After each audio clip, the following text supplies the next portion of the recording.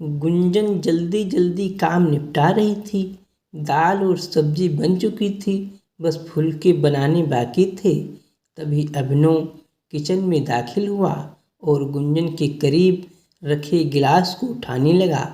उसने जानबूझकर गुंजन को हौले से स्पर्श करते हुए गिलास उठाया और पानी लेकर बाहर निकल गया। गुंजन की धड़कनें बढ़ गईं। एक नशा सा उसके बदन को महकाने लगा। उसने चाहत भरी नज़रों से अभिनव की तरफ देखा, जो उसे ही निहार रहा था। गुंजन की धड़कनें फिर से ठहर गईं। लगा जैसे पूरे जहान का प्यार के लिए अभिनव ने उसे आगोश में ले लिया हो और वह दुनिया को भूलकर अभिनव में खो गई हो। तभी अम्मा जी अखबार ढूंढती हुई कमरे में दाखिल हुई और गुंजन का सपना टूट गया। नजरें चुराती हुई गुंजन फिर से काम में लग गई। गुंजन अभिनव के यहाँ खाना बनाने का काम करती है। अम्मा जी का बड़ा बेटा अनुज और बहू सारिका जॉब पर जाते हैं। छोटा बेटा अभिनव भी एक आईटी कंपनी में काम करता है।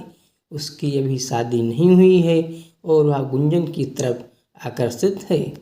22 साल की गुंजन बेहद खूबसूरत है और वह अपने माता पिता की इकलौती संतान है। माता पिता ने उसे बहुत लाड प्यार से पाला है, इंटर तक पढ़ाया भी है, मगर घर की माली हालत सही नहीं होने की वजह से उसे दूर के घरों में खाना बनाने का काम शुरू करना पड़ा है। गुंजन जानती है कि वह अभिनव ऊंची जात का पढ़ा लिखा लड़का है और अभिनव के साथ उसका कोई मेल नहीं हो सकता है, मगर कहते हैं ना कि प्यार ऐसा नशा है जो अच्छों की बुद्धि पर ताला लगा देता है। प्यार के एहसास में डूबा व्यक्ति सही गलत ऊंच नीच अच्छा बुरा कुछ भी नहीं समझता। उसे तो बस किसी एक शख्स का ख्याल ही हर पल रहने लगता है और यही हो रहा था गुंजन के साथ भी। उसे सोते जागते हर समय अभिनव ही नज़र आने लगा था। धीरे धीरे वक्त गुजरता गया, अभिनव की हिम्मत बढ़ती गई और गुंजन भी उसके आगे कमज़ोर पड़ती गई। एक दिन मौका देखकर अभिनव ने उसके बाहों में भर लिया। गुंजन ने खुद को छुड़ाने का प्रयास करते हुए कहा, अभिनव जी, अम्मा जी ने देख लिया तो क्या सोचेंगी? अम्मा सो रही हैं। गुंजन, तुम उनकी चिंता मत करो। बहुत मुश्किल से आज हमें ये पल मिले हैं, इन्हें यूं ही बर्बाद ना करो।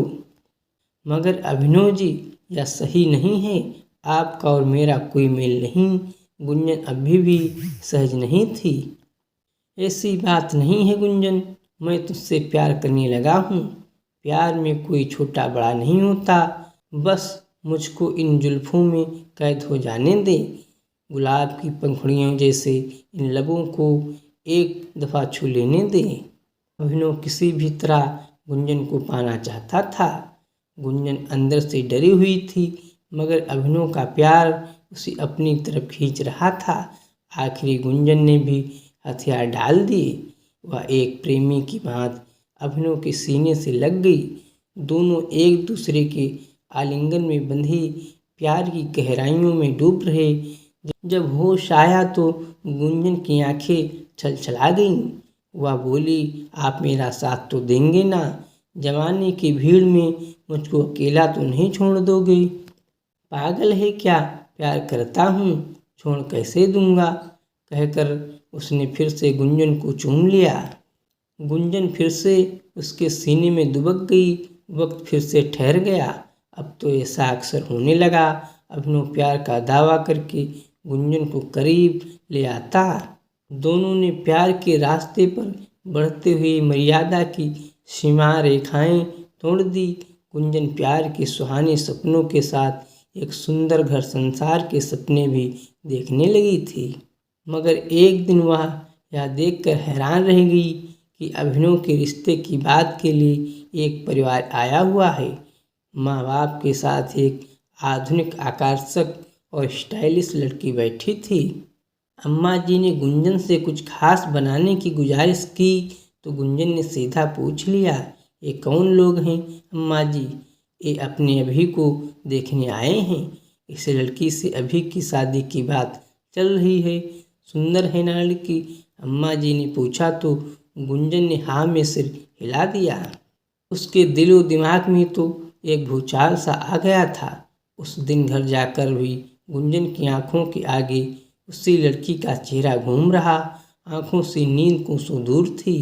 अगले दिन जब वह अभिनव के घर खाना बनाने गई तो सबसे पहले मौका देखकर उसने अभिनव से बात की। ये सब क्या है अभिनव जी? आपकी शादी की बात चल रही है, आपने अपने घर वालों को हमारे प्यार की बात क्यों नहीं बताई? नहीं गुंजन, अपने प्यार की बात मैं उन्हें नहीं बता सकता। मगर क्यों? क्योंकि हमारा प्यार समाज स्वीकार नहीं करेगा। मेरे माँ बाप कभी नहीं मानेंगे कि मैं एक नीच जात की लड़की से शादी करूं। अभिनव ने बेशर्मी से कहा। तो फिर प्यार क्यों किया था आपने? शादी नहीं करनी थी तो मुझे सपने क्यों दिखाए? तड़प कर गुंजन बोली। देखो गुंजन, समझने का प्रयास करो। प्यार हम दोनों ने किया है। प्यार के लिए केवल हम दोनों की रजामंदी चाहिए थी। मगर शादी एक सामाजिक रिश्ता है। शादी के लिए समाज की अनुमति भी चाहिए। शादी तो मुझको घर वालों के कहे अनुसार ही करनी होगी। यानी प्यार नहीं, आपने प्यार का नाटक खेला है। मेरे साथ नहीं, मैं नहीं, केवल मेरा शरीर चाहिए था, क्योंकि कहा था मुझसे कभी अकेला नहीं छोड़ोगे। मैं तुम्हें अकेला कहाँ छोड़ रहा हूँ गुंजन, मैं तो अब भी तुमसे प्यार करता हूँ मेरी जान। यकीन करो, हमारा यह प्यार हमेशा बना रहेगा। शादी भले ही उससे कर लूँ, मगर हम दोनों पहले की तरह ही मिलते रहेंगे। हमारा रिश्ता वैसा ही चलता रहेगा। हमेशा तुम्हारा बना रहूँगा। अभी ने गुंजन को कसकर पकड़ते हुए कहा। गुंजन को लगा जैसे हजारों बिच्छुओं ने उसे पकड़ रखा हो। वह खुद को अभिनव के बंधन से आज़ाद कर अपने काम में लग गई। आंखों से आंसू बहे जा रहे थे और दिल रो रहा था। घर आकर वह सारी रात सोचती रही। अभिनव की बेवफाई और अपनी मजबूरी उसे रहकर कचोट रही थी। अभिनव के लिए भले ही यह प्यार तन की भूख थी, मगर उसने तो मन से सोचा था, तभी तो अपना सब कुछ समर्पित कर दिया था। इतनी आसानी से वह अभिनव को माफ़ नहीं कर सकती थी। उसके किए की सज़ा तो देनी ही होगी। वह पूरी रात ही सोचती रही कि अभिनव को सबक कैसे सिखाया जाए। आखिर उससे समझ आ गया कि वह अभिनव से बदला कैसे ले सकती है। अगले दिन से ही उसने बदले की पटकथा लिखनी शुरू कर दी। उस दिन वह ज़्यादा ही बन सवर कर अभी के घर खाना बनाने पहुंची। अभी शाम 4 बजे की शिफ्ट में ऑफिस जाता था। अम्मा जी हर दूसरे दिन 12 से 4 बजे तक के लिए मंदिर जाती थी। पिताजी के पैर में तकलीफ थी, इसलिए वे बिस्तर पर ही रहते थे। आज अम्मा जी का मंदिर जाने का दिन था। 12 बजे उनके जाने के बाद वह अभी के पास चली गई और वह उसका हाथ पकड़कर बोली, अभिनव जी, आपकी शादी की बात सुनकर मैं दुखी हो गई थी, मगर अब मैंने खुद को संभाल लिया है। शादी से पहले के लिए दिनों को मैं भरपूर एंजॉय करना चाहती हूँ। आपकी बाहों में खो जाना चाहती हूँ। अभिनव की तो मन मांगी मुराद पूरी हो रही थी। उसने झट गुंजन को करीब खींच लिया। दोनों एक दूसरे के आगोश में होते चले गए और दो जिस्म एक प्राण बन गई। बेड पर अभी की बाहों में मजलती गुंजन ने सवाल किया, कल आप सच कह रहे थे अभिनव जी, शादी के बाद भी आप मुझसे यह रिश्ता बनाए रखेंगे ना? हाँ गुंजन, इसमें तुम्हें शक क्यों है? शादी एक चीज़ होती है और प्यार दूसरी चीज़। हम दोनों का प्यार और शरीर का यह मिलन हमेशा कायम रहेगा। शादी के बाद भी यह रिश्ता ऐसे ही चलता रहेगा। कहकर अभिनव फिर से गुंजन को बेतहाशा चूमने लगा। शाम को गुंजन अपने घर लौट आई। उसे खुद से घिन आ रही थी। वह बाथरूम गई और नहाकर बाहर निकली, फिर मोबाइल ले कर बैठ गई। आज ही उनके शारीरिक मिलन का एक एक पल इस मोबाइल में कैद था। उसने बड़ी होशियारी से मोबाइल का कैमरा ऑन करके ऐसी जगह रखा था जहाँ से दोनों की सारी हरकतें कैद हो गई थी। यह 1.5 घंटे का लंबा अंतरंग वीडियो था। 10 दिन के अंदर उसने ऐसे 3-4 वीडियो और शूट कर लिए। फिर वीडियो एडिट करके बड़ी चतुराई से उसने अपने चेहरे को छुपा दिया। कुछ दिनों भी अभिनव की शादी हो गई। 8-10 दिनों के अंदर ही उसने अभिनव की पत्नी से दोस्ती कर ली और उसका मोबाइल नंबर ले लिया। अगले दिन उसने अम्मा जी को कह दिया कि उसे मुंबई में जॉब लग गई है और अब काम पर नहीं आ पाएगी।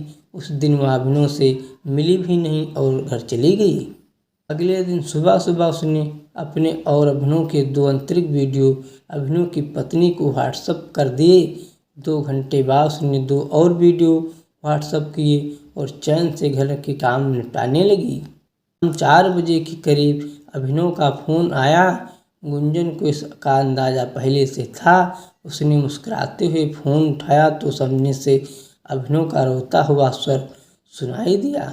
गुंजन, तुमने यह क्या किया मेरे साथ? मेरी शादीशुदा ज़िंदगी की अभी ठीक से शुरुआत भी नहीं हुई थी और तुमने वीडियो भेज दिए।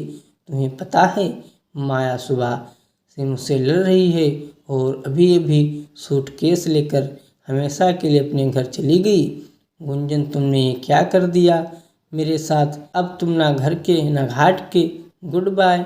अभिनव वाक्य पूरा कर गुंजन ने फोन काट दिया। उसने आज अभिनव से बदला ले लिया था। खुद को मिले हर आंसू का बदला आज उसे महसूस हो रहा था, जैसे उसे के जख्मों पर किसी ने मरहम लगा दिया हो।